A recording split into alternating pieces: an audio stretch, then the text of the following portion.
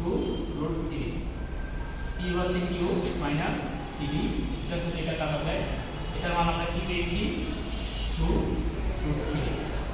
তাহলে এখন যদি আমরা এটা বসাই, এখন দেখো এটার উপরে আছে কিউব আছে তাই না, কিউব যদি থাকে তাহলে 2কে কিউব যদি আমরা করি তাহলে কি হয়, 2কে কিউব যদি করি তাহলে হয়ে যায় কত 8, এবং এই √3 কে যদি আমরা কিউব করি, √3 কে যদি আমরা কিউব করি মানে হচ্ছে √3 কিউব মানে হচ্ছে কি এই সংখ্যাটা তিনবার আছে √3 গুণন √3 গুণন √3 তাই না।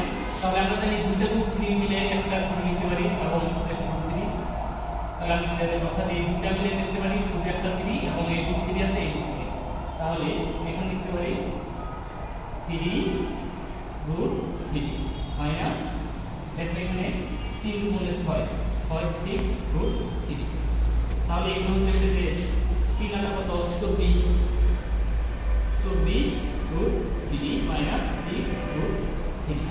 এখন 24√3 থেকে যদি 6√3 চলে যায় তাহলে কয়টা থাকে, তাহলে কত হচ্ছে 18√3। তাহলে এটা হচ্ছে আমাদের কি।